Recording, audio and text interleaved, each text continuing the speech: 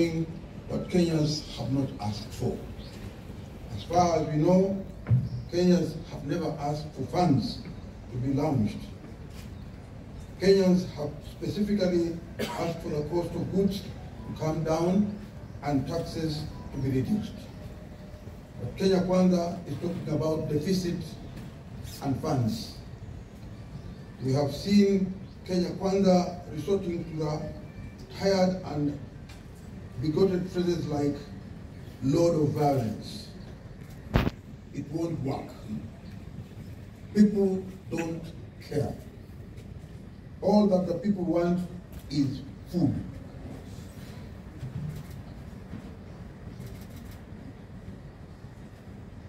And decent standard of living.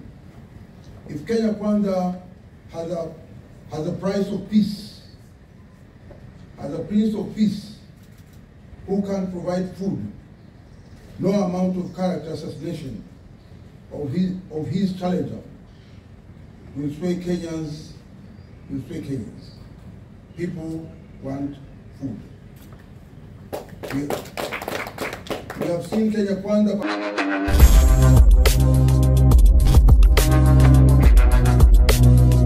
Leadership which is currently in place can take such a direction. But let me say this, first and foremost, that we are here to confirm that the peaceful protests are planned for Wednesday, Thursday, and Friday this week are on, as earlier declared by our leaders. These protests will go on in line with Article 37 of our Constitution, which, as we all know, provides for freedom of peaceful assembly and picketing. And no person, no authority has got the power to suspend the operation of Article 37 of our Constitution. No person, no authority, no agency,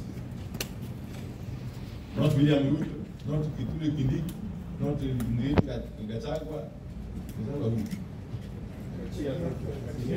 Yes. No person and anybody purporting to stop demonstrations is deluding themselves, because they have got no that power, authority. Now we can also confirm that the signature collection is also going on and will proceed side by side with the protests. This exercise is also protected under Article 1 of our Constitution. The people have decided to act directly.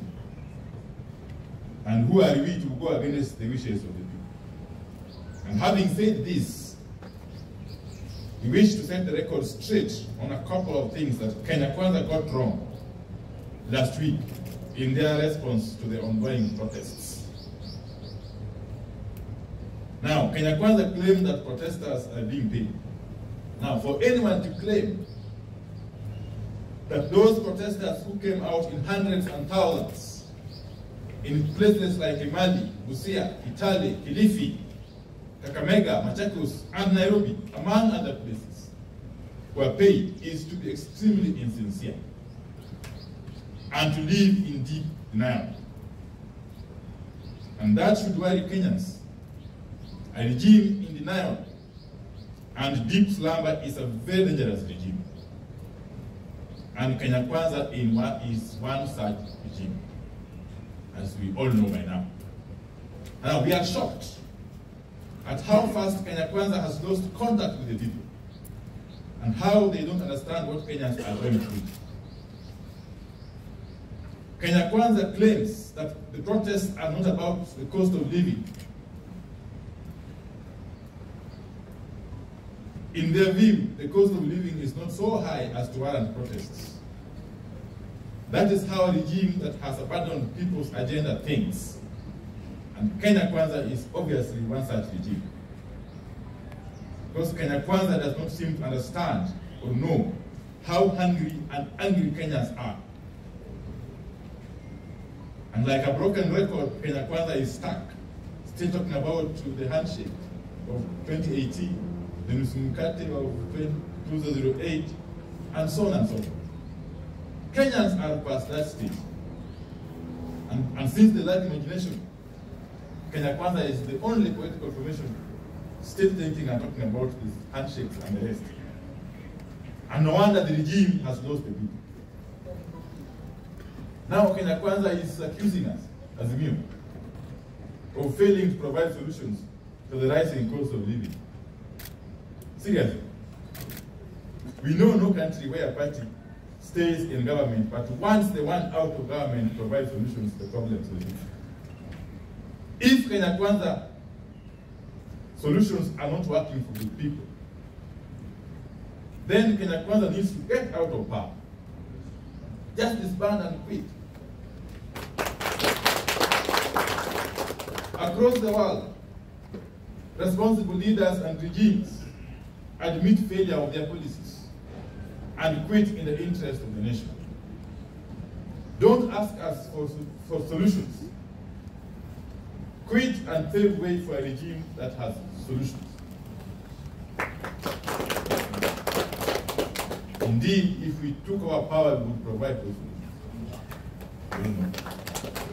Now, in their address last weekend, Kenya Kwanza purported to call the attention of the nation to so-called efforts by the government to reduce the cost of living. But they could not point to any such efforts.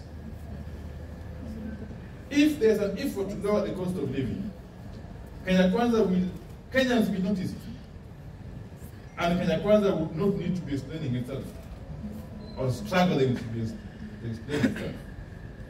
The truth is, there are no such efforts to lower the cost of living. How can raising of taxes on fuel from 8 to 16% be classified as an effort to lower the cost of living? Now, Kenya Kwanza is telling us that the government has hired some 55,000 teachers. Now, so what? That isn't a favor. They are supposed to be hiring teachers anyway. But they are missing the point. People eat food, and people want food. Even the teachers they are crying about, even the teachers are crying about the cost of living, and high taxes, and low salaries. Hiring teachers doesn't reduce the cost of living. What is the point in hiring a teacher, then taking away his entire salary through taxes? What is the point in hiring workers and turning them into slaves? We encourage Kenya Kwanza to move past generalities of constantly reminding Kenyans that Kenya Kwanza is a legitimately elected government. People want food. People don't hate government, legitimate or illegitimate. Yeah. Give them food, and they leave the streets. Yes. Yeah. The legitimacy or credibility of any government is seen in the way it governs and treats people. If a regime is a failure, like Kenya Kwanza is, it does not matter how legitimate or otherwise it is, because people simply want food. Now, Kenya Kwanza is talking about the Hustler Fund and the plan to roll out the next phase and so on and so forth. Now, Kenya has never had a shortage of funds, like youth fund, women fund. You can count them. And yet again, people don't eat funds, you know. People eat food. And people don't eat in faces. Yes, people eat today, okay? And every day. So don't tell Kenyans about Hustler Fund at its next phase. Just tell Kenyans how food will be affordable now, today. And they will leave the streets. Otherwise, if you don't do that, be ready to face these people in the streets for as long as it will take. Hire your militia, as many as you want to hire, but the people will not leave the streets. Yes. Yes. So I think I want to leave it at that point and ask my brother, the Honorable Leader, Senator Mazayo, to continue.